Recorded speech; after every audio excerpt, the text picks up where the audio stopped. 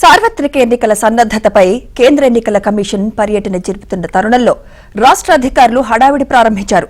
తెలుగుదేశం నేతలు చేసిన ఫిర్యాదులకు బూజు దులుపుతున్నారు. క్షేత్రస్థాయిలో దర్యాప్తు చేసి నిజమని తేలితే వారిపై చర్యలు తీసుకోవడం ప్రారంభించారు.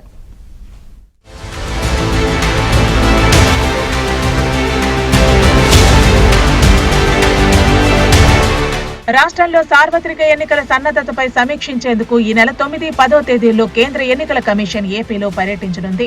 దేశంలో ఏ రాష్ట్రంలో లేని విధంగా కుప్పలు తెప్పలుగా ఫిర్యాదులు ఏపీ నుంచి రావడంపై ఇప్పటికే కేంద్ర ఎన్నికల కమిషన్ ప్రతినిధులు సమీక్షించారు.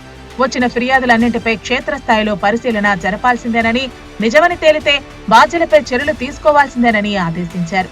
అయినప్పటికీ కొంతమంది అధికారులు నిర్లక్ష్యంగా వ్యవహరిస్తున్నారని కేంద్ర ఎన్నికల కమిషన్ కు ఫిర్యాదులు వెళ్లాయి. కడప జిల్లా ప్రొద్దుటూరులో బోగస్ ఓట్లను తొలగించేందుకు సాక్ష్యాధారాలతో సహా దరఖాస్తు ఇచ్చినప్పటికీ అక్కడ ఉన్న అధికారులు, బిఎల్ఓలు ఇంటింటికి వెళ్లి పరిశీలించకుండా నిర్లక్ష్యంగా వ్యవహరించారని టీడీపీ ఇన్ఛార్జ్ ప్రవీణ్ కుమార్ రెడ్డి నేరుగా ఈసీకి ఫిర్యాదు చేశారు. సాక్ష్యాధారాలతో ఫిర్యాదు చేసినా ఈఆర్ఓ పట్టించుకోవటం లేదని చెప్పారు. దీంతో కేంద్ర ఎన్నికల కమిషన్ క్షేత్రస్థాయిలో దర్యాప్తు జరిపి నివేదిక ఇవ్వాలని రాష్ట్ర సీఈఓను ఆదేశించింది. దర్యాప్తులో ఈఆర్ఓ రామ్మోహన్ నిర్లక్ష్యంగా వ్యవహరించారని తేలటంతో ఆయన సస్పెండ్ చేయాలని కేంద్ర ఎన్నికల కమిషన్ ఆదేశించింది.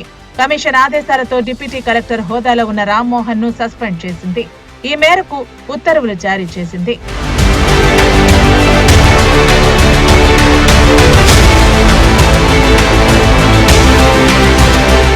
రాష్ట్రంలో మరికొన్ని నియోజకవర్గాల్లో కూడా ఇటువంటి పరిస్థితే నెలకొంది. గుంటూరు పశ్చిమ నియోజకవర్గంలో ఖాళీ స్థలాలకు డోర్ నెంబర్లు సృష్టించి దొంగ ఓట్లు చేరుస్తున్నారని తెలుగుదేశం పేర్కొంది.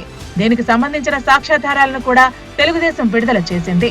స్థలాలకు డోర్ నెంబర్లు ఇచ్చి దరఖాస్తు చేస్తే వారికి ఓట్లు ఎలా ఇస్తారని టీడీపీ నేతలు ప్రశ్నిస్తున్నారు. మంత్రి విడుదల రజని దీని వెనక ఉన్నారని టీడీపీ నేతలు గురువారం గుంటూరు నగరపాలక సంస్థ కార్యాలయం ముందు ధర్నా చేశారు. కేంద్ర ఎన్నికల కమిషన్ కు కూడా ఫిర్యాదు చేస్తున్నట్లు ప్రకటించారు.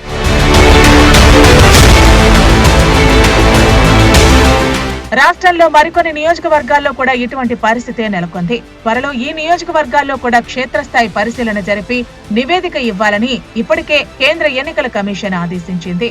ఈ నివేదిక అందిన వెంటనే మరికొందరు ఈఆర్ఓలు, బిఎల్ఓలపై వేటు పడుతుందని చెబుతున్నారు.